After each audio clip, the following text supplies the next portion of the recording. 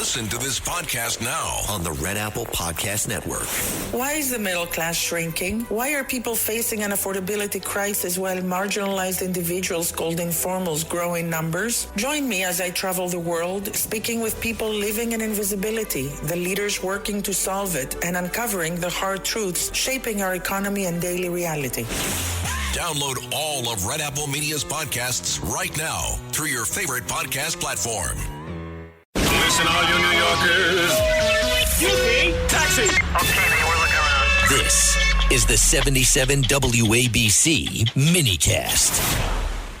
Have you ever considered skydiving? Have you ever done that before? Would you like to go? Would you like, come on, seriously, would you like to go? Yuri, would you like to do a tandem jump? Would you like to do one? Wouldn't you like to do that? Sit in the plane and jump out? It's fun. I think I'll have to pass. Just that's my initial thought. Why is that? You're not even adventurous. What about you, Blaze? Come on, jump out of it. Wouldn't you like to say you did that? Come on. Nope. No desire to jump out of a plane. And a DC-9, one of those, here's the one I was on, this old kind of a, where it starts off and it burns all the oil. It's just one of those planes that are kind of at an angle, had no door, just this open kind of a thing. And in the back of the plane, there was the Grim Reaper says, check your gear. Well, listen to this. What I said, check your gear. And now I'm in a tandem. The first one I did was a tandem. So I have a harness on. And the guy up with this big South African. So I'm looking at him. I said, I don't know what I'm checking. It's a harness. There's nothing on it. So the guy told me, he says, check your gear. I said, I did check my gear. He goes, no, that's not what I mean. It's a male term. You have two straps right around the inguinal area. Check your gear moves. Move anything out of the way that might get in the way when you kind of snap a little bit. Those straps can be a little bit of especially if you're hanging down. You're hanging down in this harness. That's what checking. I said, oh, okay. So everybody's sticking their hand down there. It looked perverse. But you're sitting like with your legs out, and in front of you is another person, his legs out. So you're almost like some Busby Berkeley, June Taylor dance routine. You're all lines of you. You go up 13,500 feet. You have a little altimeter. So you look at it. And you basically fly in circles because you can't go straight up. You have to do circles that basically get higher and higher. You're looking 5,000, 6, 7, 8, 9, 10, 11, 13,500. And some people, they just jump out. They can't wait to get out. They've got a parachute. They just jump out. Just like the plane's on fire. And you're looking down and you see nothing. Clouds, nothing. You don't see anything. And all of a sudden there's this tap. The guy behind you taps you. So what is that? Let's go. You sure about this? And people ask the stupidest question. Are you sure? Nobody ever goes back there. Nobody says, forget it, I can't do it. You sure about this? Of course. This was in Zephyr Hills. You stand up, and he connects the only thing, you're in the front, it's this big guy in the back, and he's got a double-sized parachute to handle both of you. That's it. So he says, let me explain to you a couple of things here. This is the reserve chute. This is what we pull if there's a malfunction with this. Okay. There's also something, in case you get knocked out, there's a little barometer at the top where if it realizes you're falling too fast, it knows you're knocked out. You're not moving. So it'll automatically trigger and open the chute. I said, well, you're going to take care of this, right? Yeah, okay, fine. I think. So you kind of waddle on up to the door, and I'm sticking my head out. It is the loudest, coldest. I've got this little, like a helmet on. I said, what do you need a helmet for? You'll see. Because you don't want to bounce into somebody, or there's a photographer that was there, and wear the helmet. I thought it was so silly. 45, sowing his oats. Anyway, so I figured, all right, so I'm hanging out. He's trying to get to the door. I'm hanging out. Basically, the only thing that I'm sticking out, tethered to him by this bolt. It's loud. It's cold. I've got goggles on, and I can see the plane, the back of it. I see nothing below us, just clouds. And I hear this, ready? 1, 2. And then the last thing was, I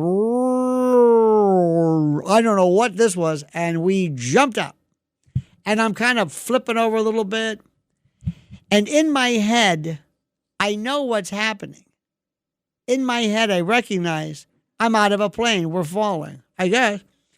We dropped for 9,000 feet. So to 4,500. 9,000, free fall. No parachute, no nothing.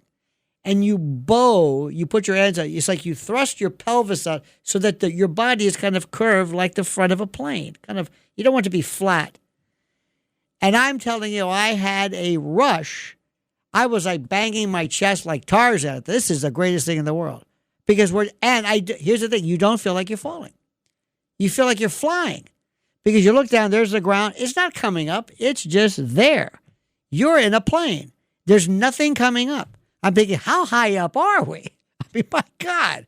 I'm waiting and waiting. And then he says, look at your altimeter. It's on your hand. He goes, just wait. Ready? At 4,500. He goes, here we go. And we pull this thing and it goes up. He looks up, makes sure all of the flares, all of the little chambers are open. He gives it a nice tug.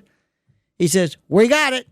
Now let's land. And so it is as quiet as this. He's whispering to me. He says, now. He says, hello, how are you? No noise. No nothing. No wind, no noise, nothing. You could come. We almost said we came up, but these people, this guy was fishing. We kind of came up behind him. You hear a little bit of a flap. There's kind of a sound because the chambers or the cells. But he says, now the best part is, where do we go? Which way do we go? Where's the airport? I said, that's a good question. He goes, it's over there. How do we know where the wind is? Because we have to go against the wind. And there was these phosphate pits. You go to the opposite direction of. It was very interesting. And I thought, wow. And I looked down and then I thought, oh my God. I saw my feet and the ground. I thought I was going to slip through this. I thought I'm going to liquefy, slither. It was the weirdest thing. I'm going to fall through this harness. Don't worry, you're not. It was the most incredible thing I've ever seen in my life. There's no sound. He says, now you punch the clouds. Great. He says, now, here's the good part. We're going to flare this at the end. Right before we hit, we're going to flare it so it kind of goes up a little bit. Now, don't look down, look out. See the horizon? That's how you gauge where the ground is. Because right now, ground looks pretty close. Yeah, he says, it's about 150 feet. You don't want to, if you flare it now, we'll go backwards. Don't look down, look ahead. I said, okay. And I'm happy. And he goes, okay, finally we landed and we're kind of moving in. It's like it's got an aileron. You have a forward speed. You can cut a gear. You can turn. You can go in different directions. When my legs hit the ground, it's like spaghetti. I couldn't stand up. I wasn't scared or anything. I was just depleted. Here's the best part. Now, I'm not telling you anything. I've lived a good and robust life. I'm not proud of a lot of stuff I've done. But I've never in my life felt like this. There was no substance available. Nothing that Joe Rogan can come up with. Nothing. You can lick the back of a frog or, smoke something in a piece of foil. No. This is raw cortisol, adrenaline, and I swear to God, it was like maybe being on steroids. We had to go drink just to be able to talk. Our conversation was like this. And it made sense at the time. And we were in a bar called the Proud Lion Pub. If anybody had given us a hard time, I swear to you, we could have ripped people apart. I never felt like this before. Never. I don't know if I want to feel it again. Second time I did it solo, not like that. Promise me before you die, at least do tandem. You don't have to do anything.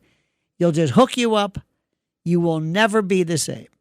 It's like you hearing a sound you never heard, smelled something, saw a color you never saw. You will feel something. Nothing unnatural. Just your body, your adrenaline, your adrenal glands, cortisol floating. And for 8 hours, you'll be walking around going, I'm telling you, life changing. Was it scary? No, it was exciting. This is Greg Kelly. Donate now to Toys for Tots, which works year-round. Go to toysfortots.org. Toys for Tots supports children in need throughout the year with programs like the Toys for Tots Literacy Program. Established in 2008, it has provided over 63 million books to disadvantaged children. The Toys for Tots Literacy Program is committed to providing disadvantaged children with direct access to books and educational resources that enhance their ability to read and communicate effectively. Go to toysfortots.org.